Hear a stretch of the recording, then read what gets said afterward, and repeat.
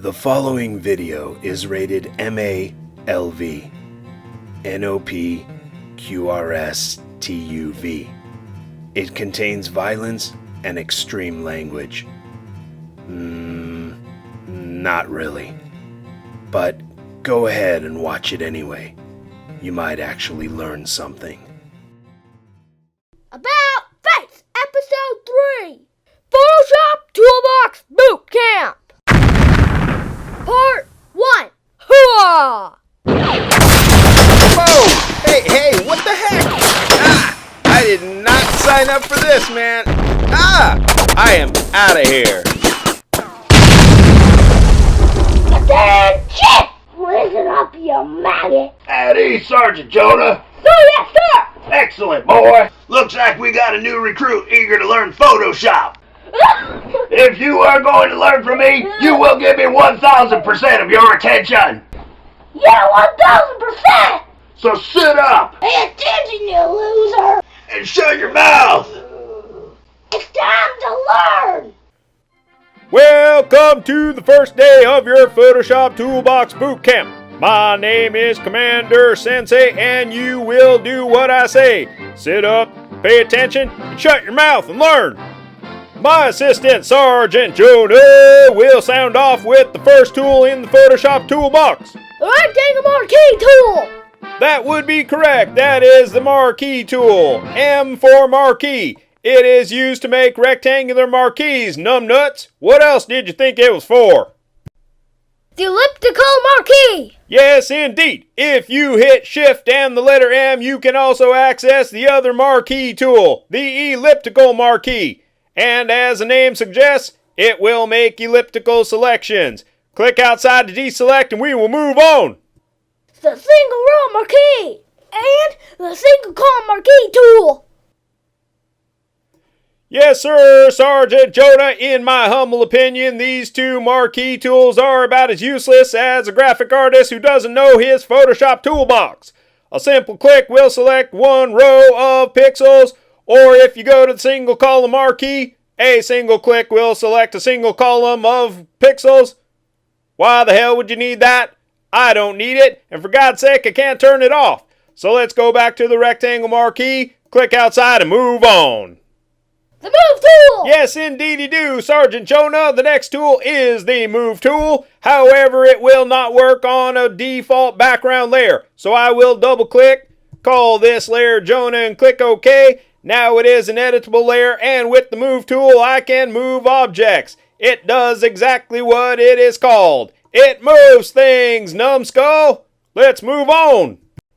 Sergeant Jonah, if you will. The Lasso tool! That is correct. The next tool is the lasso tool indicated by the letter L. The first lasso is a cowboy lasso, which lets you drag organically shaped selection areas. That's it. Command D, and we'll move on to the next tool in the letter L category. The Polygon Lasso tool! Hallelujah! You got that one right in one take. Yes, indeed you do. The next tool is the Polygon Lasso tool, also accessed by hitting Shift and the letter L. The Polygon Lasso tool makes straight edge selections by click and let go, click and let go, click, click, click, click, and back to the start. That's about all it does, so we can move on to the next one, which is the Magnetic Lasso tool. Command D to deselect. And get ready for more excitement.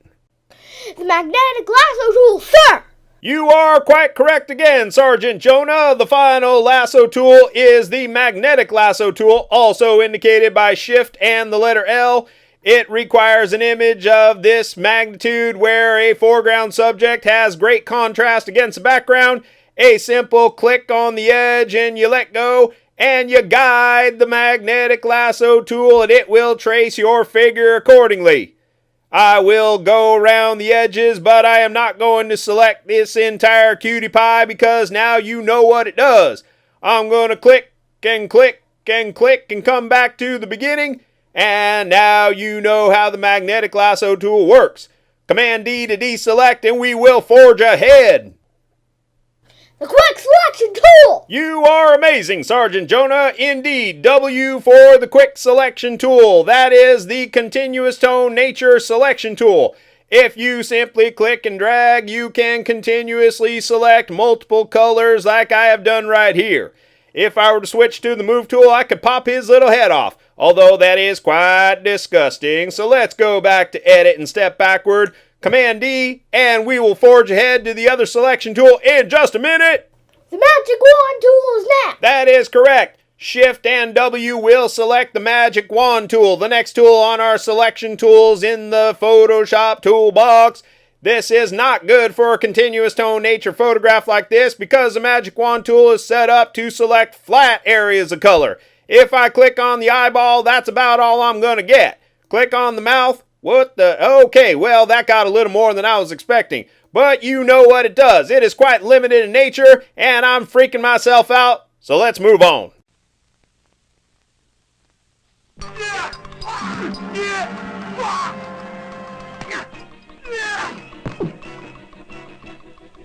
And here is G.I. Joe with Kung Fu Grip. G.I. Joe has hands that grip. Fingers you hold open and let close. Hands that hold on with a Kung Fu Grip. The grip you help Joe use in self-defense. G.I. Joe with Kung Fu Grip. The hands that grip. The crop tool. Outstanding, Sergeant Jonah. That is correct. C for the crop tool. The crop tool is like a pair of scissors, so when you click and drag, you are indicating the amount of your photograph that you would like to keep. If you go outside, you can rotate said photograph, and all the shaded area will be deleted according to this button right here. So when I hit return, that is what I am left over with. I do not like those results, so I will step backward, and we will move on. Perspective cropping is next. You are correct again. Shift and C will select the perspective crop tool. However, it is not going to be used on a photograph like this because the perspective crop tool is made mainly for architectural photos with distorted perspective. You can check my videos later for more information on this tool, but let's move on to the next ones. The slice tool. Hallelujah! One more time, you got that right. Shift and C will select the slice tool or the slice select tool. However, these will not be discussed in this tutorial video because those are meant for web design, and I am not a web design instructor. I am your drill instructor. You need to take a web design class, fool. Let's move on. The eyedropper tool. You are correct. This is the eyedropper tool, and unfortunately, which makes no sense whatsoever, the keyboard shortcut is I for eyedropper. Good one, Dad. That's the easiest way to remember it. And basically what it does is it allows you to click and sample a color. If I click on the lips, I will sample red. If I click on this object, I will sample blue. If I hit D, I will go back to my default colors and we can move ahead. The 3D material eyedropper. That is the name of this next tool, the 3D material eyedropper tool. However, I do not live in the fake world of 3D graphics. I prefer to live in the real world, in the blood and guts of pixels and vectors. So I do not know or do have any clue whatsoever how the 3D material eyedropper tool works. I am not God, but I am as close to it as you will come. So listen up, pay attention, and learn more in just a second. Jonah, if you will. The color sampler tool. That is correct. The next tool is the color sampler tool, also accessed by Shift and the letter I. All that I do know about the color sampler tool, it is meant for high-end color editing by clicking and clicking and clicking and clicking. However, one thing you should know about your drill instructor is there is nothing that I do that is high-end. I am not Mr. Sophistication. I am a man of the earth. I am your average Joe. So I will clear that off and we can move on. Let's close this too. The ruler tool. Yes, the ruler tool, also indicated by Shift and the letter I, which makes absolutely no sense whatsoever. But what it is used for is measuring things. Numbskull, what the heck did you think a ruler would be used for? You can click and drag and measure widths and heights, or you can click and drag and measure angles as I have indicated right here. I will clear those off and we will move to the next tool. The note tool. Well, la-di-da, that is correct. The next tool in Shift and I is the note tool. Pay attention here, you loser recruits, because this is about the only time you're ever going to use it. Show 'em how to do You it, can Dad. click once and type yourself a note. Like Sensei rules. Indeed I do. So I will close that up, save my file in the future, and next time I can double click to open that up and read the note to myself. If I'm that absent-minded, perhaps you better leave my channel anyway, losers. Let's go ahead and clear all the notes, and we'll move on to the last tool in this section of the Photoshop Toolbox. The count tool. Well, la-di-freaking-da, that is correct. The last tool in this section under Shift and the letter I is the count tool. This is not like the count from Sesame Street. I don't know what the heck the count tool does. Only God himself knows. I won't even bother clicking. I truly have no freaking clue. So let's just move on to the other set of tools, and I will see you in the next boot camp video part 2. Attention! Let's move out. 1, 2, 3, 4. 1, 2, 3, 4.